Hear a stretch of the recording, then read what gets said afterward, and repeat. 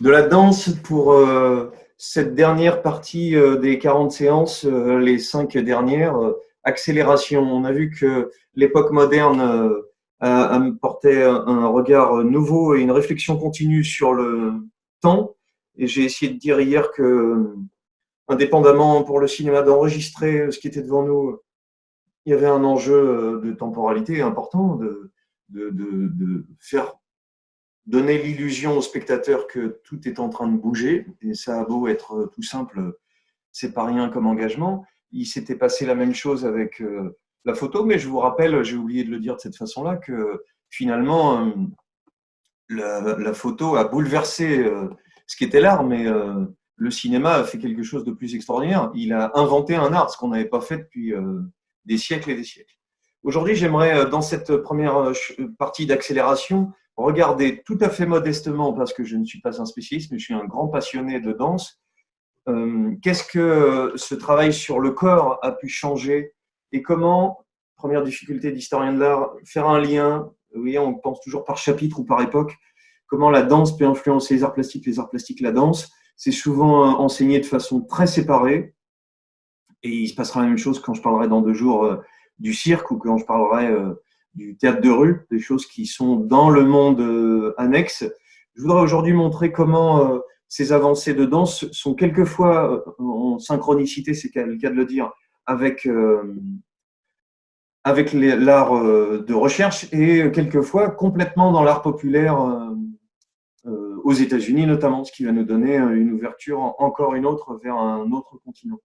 Première chose que vous ne connaissez peut-être pas beaucoup et qui est une merveille, c'est François Delsarte, qui est un homme qui a beaucoup influencé la danse américaine, qui est français, qui a une histoire un peu incroyable et qui est très très étudié depuis les années 30 aux États-Unis et en France. J'ai cherché, il y a un travail de thèse seulement, c'est très peu. Il lui arrive une chose très étonnante, on est dans le milieu du 19e siècle, il est chanteur et il perd sa voix. Et donc, il va commencer à s'intéresser, et voici des images de son livre, il va commencer à s'intéresser à comment appuyer son chant, puisqu'il est un défaillant, de gestes. Comment on peut, par l'attitude elle-même, suggérer, appuyer la peur, le sentiment d'inquiétude, comment on peut accentuer et accompagner de gestes signifiant euh, le chant. Ce qui est intéressant, voilà, accusation, on pourrait faire un jeu de mime. D'ailleurs, le mime, on va le retrouver à plusieurs endroits, puisque c'est aussi un art très ancien qui va influencer la danse. On peut avoir des choses qui, c'est très étonnant, parce que les danseurs connaissent bien ça quand on leur fait une histoire de leur art, on leur parle d'Elsart. Par contre, je suis tout à fait étonné que ce genre d'image, ce qu'on a sous les yeux, comment l'abandon, la rétractation, l'exaltation n'est pas enseignée à ceux qui font du dessin, puisque les images ici, j'y vois dans cette petite exaltation exactement la main du David et du serment des Horaces, c'est-à-dire des gestes qui seraient expressifs et qui voudraient exprimer. Expressif, c'est-à-dire il y a quelque chose à l'intérieur du personnage et il faut, pour les gens des arts visuels, ça nous fait un point commun étonnamment avec les danseurs et avec le théâtre, encore plus avec les danseurs où on est censé ne pas avoir de texte qui accompagne, c'est visuellement que se passe quelque chose et c'est pour ça que les ponts sont intéressants à regarder aujourd'hui. Voilà, il y a un vocabulaire qui se crée et ce qui est intéressant dans la façon dont les États-Unis vont accueillir un des c'est 1811-1871, hein, Delsart, donc c'est assez tôt. 71, c'est juste l'impressionnisme. C'est un de ses élèves qui va partir aux États-Unis, qui va le répandre. Et ce qui est très intéressant, c'est que c'est en tant qu'élocutionniste et orateur et acteur, c'est-à-dire preacher, comment on va accompagner par des gestes et appuyer l'ensemble, comment le corps peut signifier quelque chose.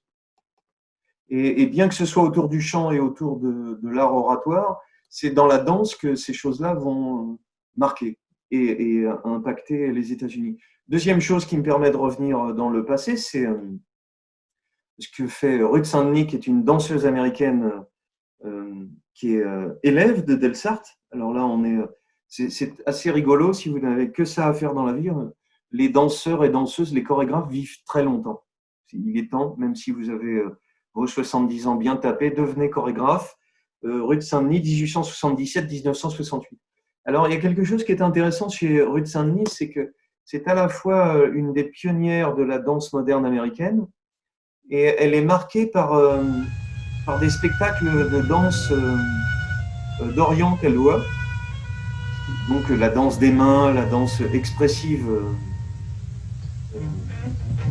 basée sur la rythmique, avec le paradoxe de faire une espèce de folklore complètement à côté de la plaque, qui correspond à ce qu'on a vu du 19e et à son regard sur l'étranger, comment la danse balinaise, qu'avait marqué Rodin, dont on va revoir les dessins, est une danse des gestes, une danse du visage même, une danse des postures et des poses à un moment donné. Comment tous ces éléments-là marquent Ruth Saint-Denis et comment cette danse-là va être aussi une transformation vers une danse qui n'est plus une danse de forme apprise et reproduite, un peu comme on pourrait le dire de l'enseignement académique après David, mais une danse plus de ressenti qui va chercher par une gestuelle marquée, par des poses, qui va chercher à parler au spectateur. Voilà les dessins que fait Rodin, puisque Ruth Saint-Denis parlera du rapport. Non, c'est Isadora Duncan qui est juste après. Parlera de son rapport avec Rodin comme d'un mentor, en fait. Rodin, si vous vous en souvenez, essaye d'attraper le mouvement et essaye par ses postures. J'aime bien reprendre ce mot par rapport à hier, c'est que quand Deleuze parle du cinéma, il parle de pause, en fait, d'instant de pause quand il parle d'image fixe et du fait qu'il y a un trou entre les images fixes. On est là, en fait. Toc, toc, toc, toc, toc, toc, toc, toc, toc, toc, toc, toc, toc. Et ça danse, même si entre chaque, on n'a rien. Et même si je passe d'une pause à une autre. Voilà, les danseuses cambodgiennes vont beaucoup marquer Rodin. Dernière étape dans cette préhistoire de la danse moderne puis contemporaine, puisque cette danse qu'on a appelée classique et qu'on appelle encore classique aujourd'hui, le nom arrive bien tard. C'est la danse romantique dont je vous avais parlé, c'est-à-dire être sur les pointes avec des chaussons qui sont dédiés, avec un tutu. C'est une façon d'allonger la jambe, de donner une espèce d'apesanteur. Le danseur devient juste un porteur, il est annexe, et on va voir que dans cette danse moderne, le groupe va revenir et le rapport garçon-fille va changer. Et puis, ce tulle que les danseuses classiques avaient et ont toujours, qui fait apparemment toujours rêver les petites filles, est une façon de donner une silhouette aérienne. Ça, c'est le romantisme et l'expression des sentiments. On va revenir à quelque chose qui vient de l'intérieur.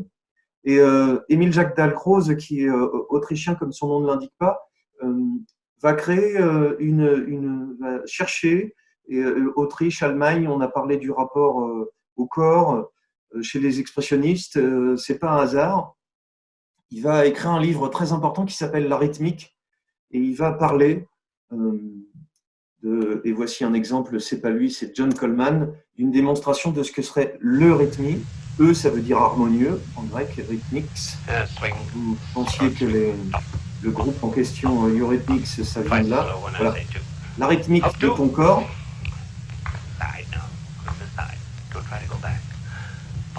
Now, when you go back to the fast, you can go back, you see, because it's just the right length for your shoulder blades. No. C'est par la rythmique. Go back to the fast.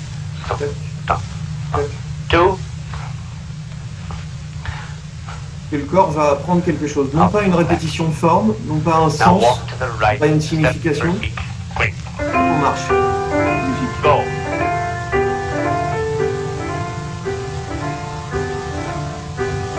Two.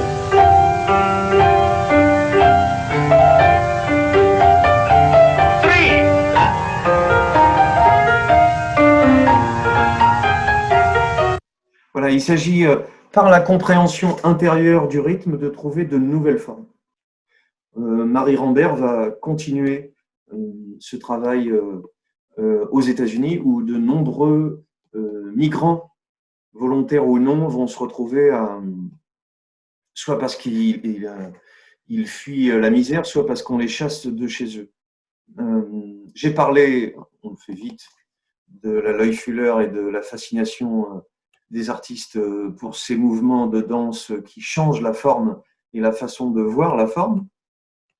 Finalement, je montre deux choses assez différentes, mais dont il est difficile de faire une synthèse. Un art plutôt par la forme et un art plutôt par le ressenti, l'un n'empêchant pas l'autre, mais souvent l'un excluant l'autre.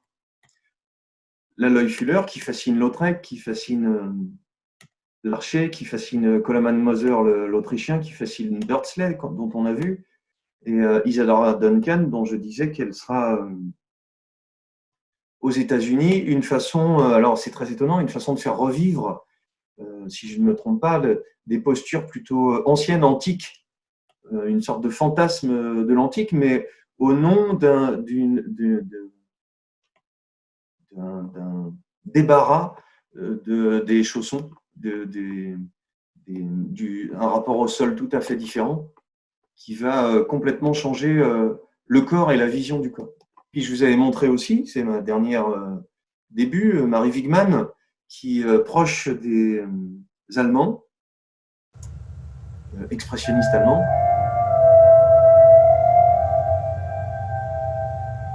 Autre rapport du corps, le sol. On n'est plus vertical, on n'est plus dans la légèreté qui saute, dans l'espèce d'apesanteur que la danse classique nous fait imaginer, entre chats, sauts.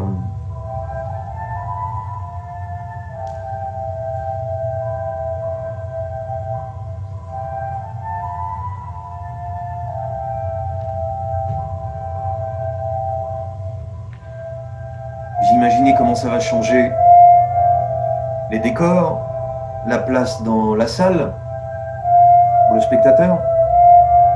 Les choses ont l'air moins lointaines aussi, on est plus proche.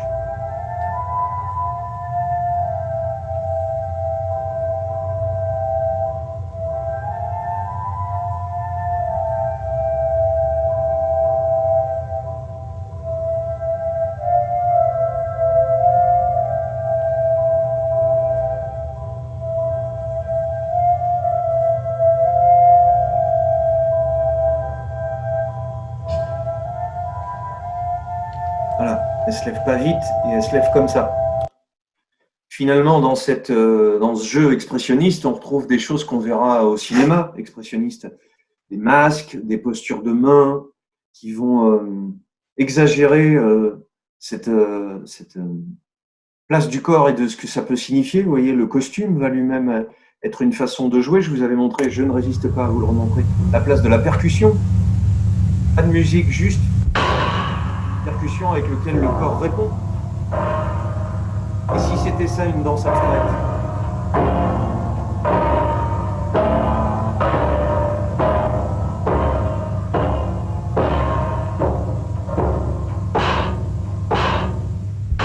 Pourtant, il s'agit de la danse de la sorcière, donc d'une forme.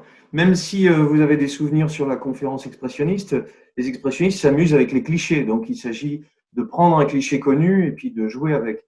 Marie Wigman a aussi une grande vertu, c'est celle de jouer avec les groupes. Et je vous avais montré aussi un extrait de ce genre de construction où les vides vont tourner autant que les mains entre les personnages.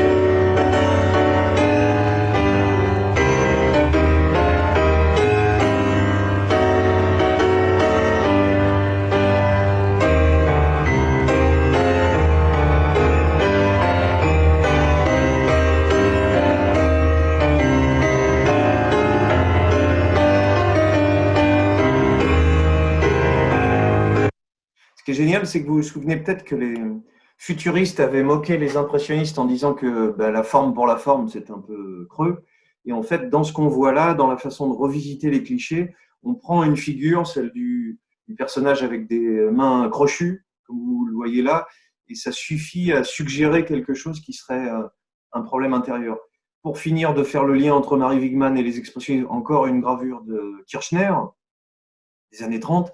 Et j'en profite pour commencer un saut par-dessus la Seconde Guerre mondiale en vous rappelant que Erich Heckel, qui est aussi expressionniste allemand, fait cette peinture en 1917 extraordinaire qui est au musée de Berlin, qui s'appelle Rock'n'Roll, et qui voit cette peinture et est impressionné par elle quand il est en train d'essayer d'arrêter de prendre de la drogue à Berlin pour enregistrer un chef-d'œuvre. C'est David Bowie, il voit les images de Erich Heckel, et il est en même temps que son copain Iggy Pop, que voici en dessous, qui, dans la pochette de l'album The Idiot, reprend les gestuelles très curieuses qu'on avait vues chez les expressionnistes allemands et qu'on retrouve chez Mary Wigman. C'est une danse des mains, une danse du visage, une danse de l'expressivité, même si elle est surjouée, elle fait partie de ce jeu. Mary Wigman fait un lien vers la dame qui est derrière, Martha Graham. Là aussi, Allemagne, États-Unis, la bascule des années 20-30, c'est vraiment vers un autre continent et vers des continents orientaux fantasmés, mais sur lesquels il nous faudra revenir, ce fantasme. Martha Graham, ce qui est intéressant, c'est qu'elle vient un langage chorégraphique basé sur les contractions et le relâchement autour du bassin. Et le bassin, pour les filles, c'est un sujet tout à fait tabou. Il ne s'agit pas de commencer à relâcher son bassin. C'est tout à fait sexuel. Son travail est très influencé par la psychanalyse. S'il y a un lien entre l'Allemagne, les États-Unis, cette passerelle se fait aussi autour, vous voyez, antiquité, mais aussi désir féminin. Comment est-ce qu'il va comment il va pouvoir être montré et comment une danseuse peut, et c'est un grand tabou, montrer par son corps quelque chose qu'il contient. Son style de danse moderne, toujours Wikipédia, de Martha Graham, la rend célèbre pour les innovations qu'elle apporte à la danse moderne. On lui doit une technique fondée sur la respiration, contraction et détente du corps. Il s'agit, bien qu'elle fasse 1m60, et que ses costumes, c'est ça qui donne l'impression qu'elle est très grande.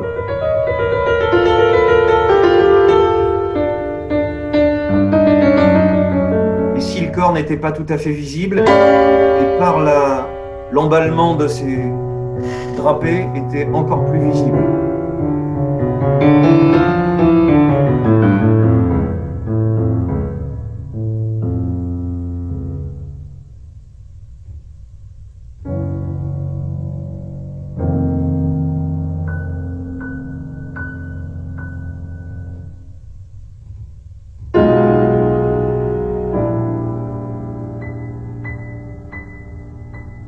Si ça vous fait penser à quelqu'un d'autre, la voilà tout de suite. Pina Bausch, grande, mince et impressionnante dans ce Café Muller que vous pouvez retrouver sur Internet. Danser au milieu des chaises.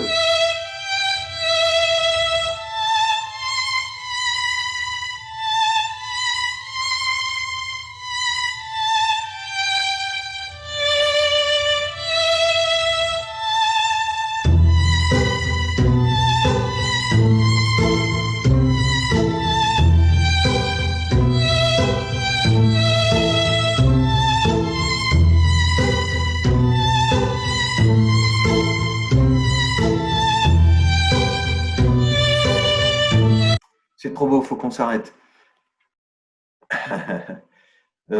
Voilà, Mary Wigman, Martha Graham, Pina Bausch, on est plus tard, mais je résistais pas au fait de faire cette transition. Rien à voir, on est obligé de changer d'axe. Oscar Schlemmer, dont je parlais à propos du Bauhaus, une recherche beaucoup plus formelle sur la danse, une recherche autour du costume, autour de la physionomie. Je vous disais qu'il y avait étude de l'anatomie dans ces cours, du dessin, de la symétrie du corps ou de la pseudo-symétrie du corps, et donc des recherches sur le costume, sur son rapport au décor tout autour.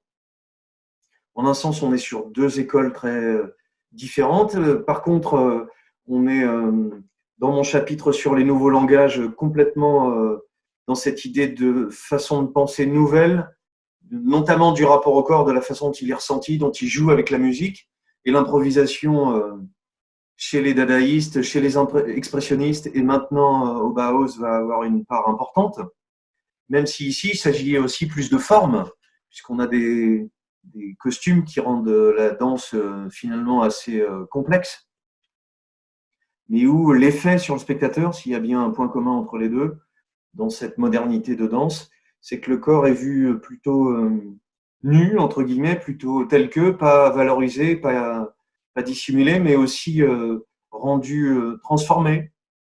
C'est-à-dire que c'est à partir du corps qu'on cherche ces formes et ces décalages. Et ça, c'est plutôt un sujet passionnant on a éclaté les catégories. On est dans la danse, on est dans la musique, on est dans le théâtre et on est ici dans la sculpture.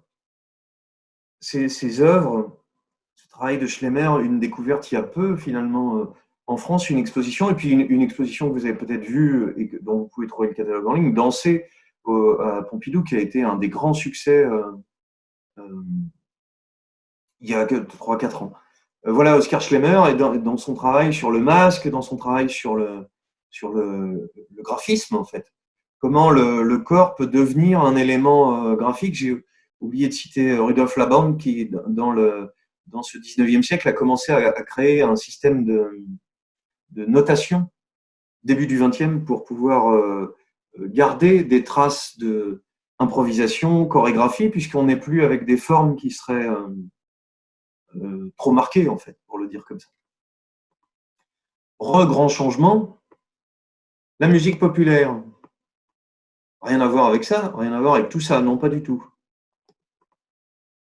On est aux États-Unis. J'ai parlé du ragtime qui s'était développé sur la dernière partie du 19e siècle et au début du 20e siècle. Et puis on a ce que savent faire le mieux les Américains, c'est industrialiser l'ensemble. On a sur cette Tin Pan Alley tout un ensemble de magasins autour des partitions de musique et des journaux de divertissement qui vont commencer à se développer dès 1853 et qui vont vendre des partitions de ce type-là. On va revenir à lui juste après, c'est-à-dire des chansons. On est avec des compositeurs qui sont payés en binôme souvent, un auteur musicien, un auteur et un musicien, des partitions qui pourront se vendre, celle-ci de Charles Harris, 1 million d'exemplaires vendus. Voilà, des Charles Harris, on en retrouve l'auteur de After the Ball, que voilà là. Des partitions qu'on va retrouver partout, qui vont servir soit à être jouées directement, soit, comme vous le voyez là, à passer dans des machines à musique. Et un des premiers qui vient de cette Tin Pan Alley, c'est le merveilleux Fats Waller, qui édite déjà un gros succès en 1919, celui que j'ai choisi de vous faire écouter.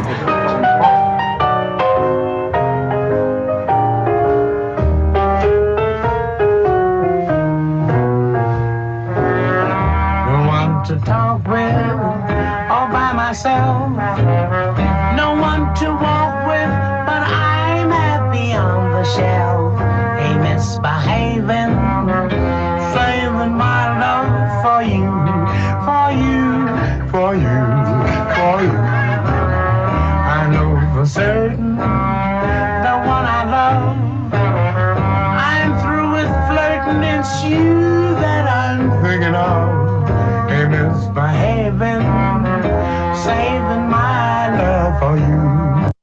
On n'a pas dit que ce ragtime noir de la Nouvelle-Orléans, la fermeture des bordels, avait emmené une grande partie de ces musiciens danseurs à Chicago. C'est la ligne de train qui monte directement. Donc, comme tout était devenu interdit, c'est la meilleure façon de trouver d'autres endroits où pouvoir jouer. On n'a pas dit non plus, ça a son importance, tout l'enjeu compliqué qu'on va voir avec Broadway tout de suite, d'une musique noire qui ne se mélange pas à celle des Blancs, qui peut non seulement ne pas être jouée par des Noirs devant des Blancs, qui vont être reprises, mais qui quelquefois en plus, avec un sujet tellement compliqué, mais tellement à creuser pour chacun de nous, hein, quelle que soit notre couleur, cette complexité d'être dans un média grand public avec la couleur qui ne correspond pas à ce que le média attend, donc avec tout un jeu de stratagèmes qui fait qu'on va avoir quand même pendant longtemps des race records, c'est-à-dire des musiques pour une certaine couleur et d'autres pour une autre couleur, et avec ce que je viens de vous montrer là, comment le cinéma, tout doucement, est en train de pousser le théâtre par la porte ou par la fenêtre. C'est Pagnol qui, dans ces mêmes années, 1930, dira que le cinéma a remplacé le théâtre et ça fera un grand scandale. Et il va se charger d'en faire du cinéma d'ailleurs. comment par le cinéma arrivent doucement d'autres formes, d'autres musiques et d'autres compositions. Alors vous allez me dire quel rapport avec la danse. Irving Berlin qui va être engagé aussi par le Tin Pan Alley, des binômes comme Rogers et Hart qui vont composer au maître des morceaux en essayant de trouver la timbale qui permettrait de vendre des milliers de disques. Alors un petit jeu, on en trouve plein sur Internet, de ce que sont les danses à la mode, il y en a tout le temps.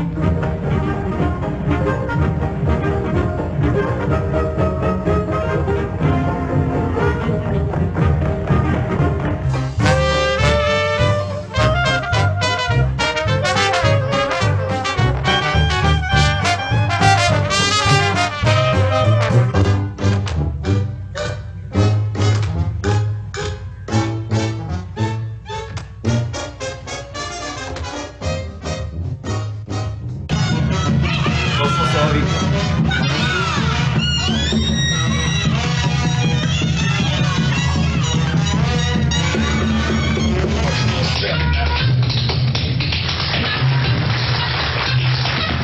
Un génie.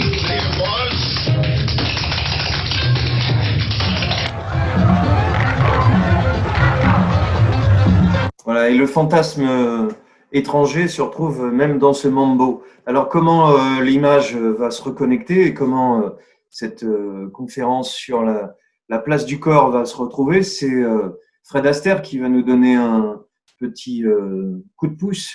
Il danse avec sa sœur. Si vous avez l'occasion, un magnifique documentaire sur Arte qui résume toute la complexité de la carrière de Fred Astaire, qui tout jeune était très très connu. Quand sa sœur s'est mariée, une bascule. Il a su remettre en cause complètement son travail en dansant avec Madame Roger Gingembre, que voici. Dans le premier grand succès de la deuxième partie de sa carrière, il a tout remis à plat, il a tout recréé. En 1933, vous reconnaissez des décors façon art déco, qui est l'espèce de, je vous l'ai dit, de bon goût de la classe riche, on pourrait dire ça comme ça, du début du XXe siècle, années 20, années 30, voilà, une sorte de géométrie qui passerait un petit peu partout. Et voilà, en première conclusion, une influence incroyable. Voilà. Qui est-ce qui regarde du Fred Astaire et qui est-ce qui s'en sert? Une surprise, vous allez être ravis. Voilà, dans les années 30.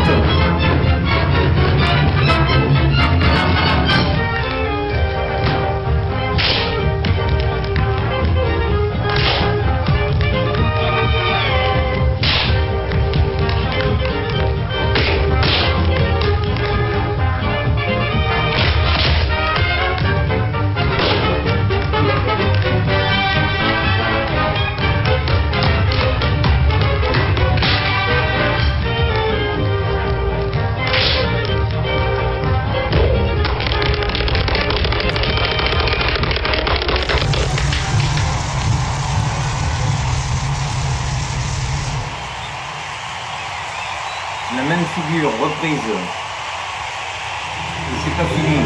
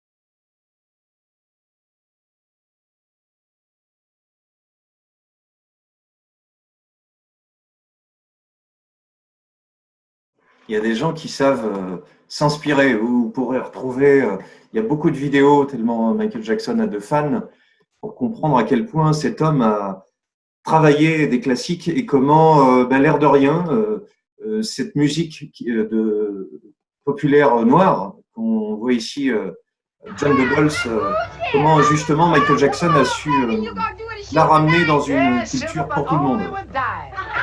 My, you two look sharp tonight. Yeah. Mm-hmm. What is there about me that What is that about you? What? makes me feel well dressed? Whatever that is, that's what you is. The same old clothes, shoes, and hat. The same old thing, rearranged. Oh, It's very plain to see Duke Ellington arrive. just how it happened to be. I put some polish on my sky piece. I made a shoestring into a tie. I cut the corners off the end of my coat so they wouldn't fly. I got my shirt from a silver lining. I got my cane from an old oak tree. And that is just the reason why the folks all nickname me just because my hair's curly and because my teeth are pearly and just because I always wear a smile and suits to dress up in the latest style. Voilà, ma conclusion. Eh ben, je sors de la danse et je reviens à un domaine qui a l'air loin mais qui est voisin, le théâtre. On se rend compte que dans l'histoire du théâtre des années 20, très bon bouquin à regarder d'André Degaine, une histoire du théâtre dessiné, complètement passionnante, un gros recueil assez important. Qu'est-ce qu'il y raconte? Il y raconte que cette façon de jouer avec le public, de s'inspirer de choses populaires, elle se retrouve et elle accompagne la salle elle-même. La salle, pendant longtemps, a été une salle fermée. Et on se rend compte qu'il y a, par exemple, on pourrait imaginer que dans le monde musulman, il n'y a pas de théâtre pour un interdit de figuration, mais en Perse, il y a du théâtre, il y a très longtemps, même au 7e siècle, avec un principe, là on est à Téhéran, avec un principe de cercle qui entoure les danseurs et les comédiens.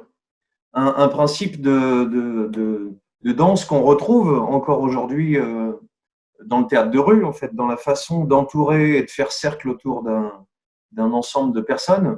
Et ce qui est intéressant, c'est que cette tradition de la danse populaire et du théâtre de rue populaire se retrouve dans des ambitions que Octavien Beau va défendre. J'en profite pour dire qu'il a écrit cette merveille complètement gratuite sur Internet, sur une bagnole, la 628E8. Qu'est-ce que défend Octave Mirbeau et qu'il n'obtiendra que dans les années 24? Une idée d'un théâtre national populaire, c'est-à-dire d'un théâtre qui ne serait pas quelque chose d'inaccessible par son prix à Paris et qui pourrait jouer et donner à voir à tout le monde du théâtre facilement. Un théâtre qui ne serait pas dans la rue, mais qui serait accessible comme s'il était proche de tout le monde. Et cette façon de travailler le théâtre et ce rapport au public va se retrouver, j'en parlerai dans 2 jours, chez Brecht, dont voici un des textes importants. Et voici encore une influence de la danse, ça peut paraître très étonnant, chez Antonin Artaud, qui va voir en 1931 cette exposition coloniale et ces danses balinesques qui vont beaucoup le marquer avant qu'il ne parte au Mexique et qu'il ne tourne court par l'usage de drogue excessif, qu'il ne soit interné à Rodez. J'en parlerai un peu après. Même chose avec ce groupe Octobre dont fait partie Prévert, qui va chercher à ce que le théâtre soit accessible à tout le monde, ouvert à tout le monde, directement compréhensible. Un petit extrait facile du